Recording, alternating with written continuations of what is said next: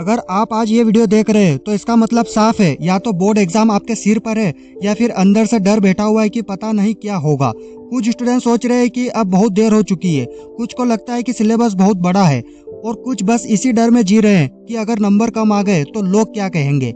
लेकिन आज मैं आपसे एक बहुत ही साफ बात कहना चाहता हूँ, बोर्ड एग्जाम मुश्किल नहीं होते, मुश्किल हमारी गलत तैयारी होती है। और अगर आपने सही तरीके से तैयारी सीख ली तो चाहे 10th हो या 12th, अच्छे नंबर लाना कोई बड़ी बात नहीं है। सबसे पहले हमें यह समझना होगा कि बोर्ड परीक्षा कोई रट्टा लगाने की प्रतियोगिता नहीं है।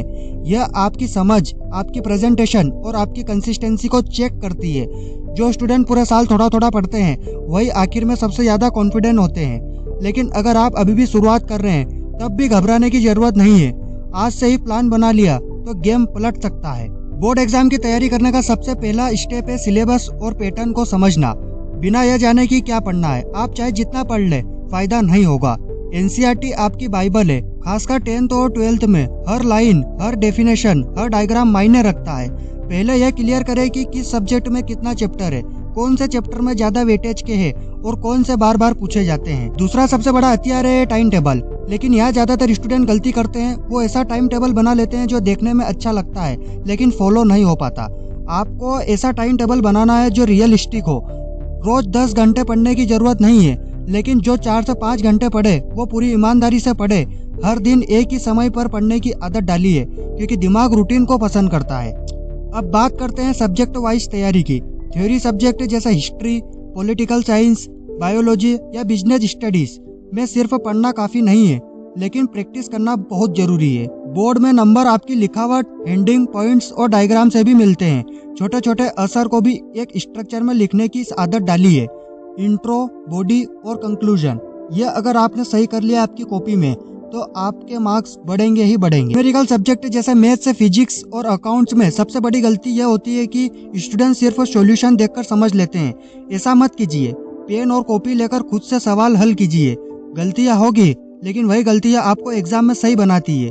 रोज प्रैक्टिस नहीं की तो यह सब्जेक्ट कभी आसान नहीं लगेंगे। एक बहुत ही अंडररेटेड लेकिन पावरफुल चीज है पिछले साल के प्रश्न पत्र। जो स्टूडेंट इन्हें सीरियसली सॉल्व करता है वो बोर्ड एग्जाम में कभी सरप्राइज नहीं होता। इससे आपको यह समझ आता है कि सवाल कैसे पूछे जाते हैं, किस चैप्टर से कितने सवाल आते हैं और टाइम मैनेजमेंट कैसे करना है। कम से कम 5 से 6 साल के पेपर जरूर लगाइए।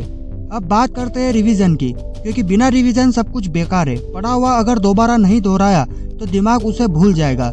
हर हफ्ते आपको रिवीजन स्लॉट रखिए, छोटे नोट्स बनाइए, फॉर्मूला शीट तैयार रखिए और एग्जाम से पहले सिर्फ वही देखिए।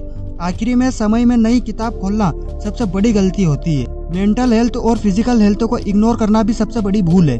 पूरी रात जागकर पढ़ना आपको टॉपर नहीं बनाता बल्कि बीमार बनाता है। 6 से 7 घंटे की नींद, थोड़ा एक्सरसाइज और मोबाइल से दूरी, ये 3 चीजें आपकी परफॉर्मेंस को कई गुना बढ़ा सकती है।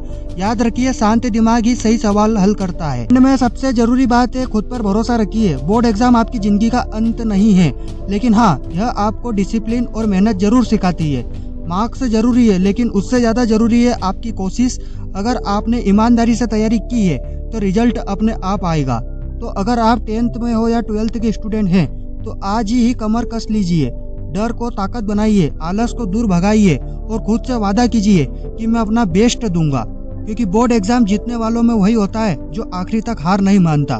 अगर वीडियो पसंद आया, वीडियो हेल्पफुल लगा हो तो वीडियो को लाइक करके चैनल को सब्सक्राइब जरूर करें।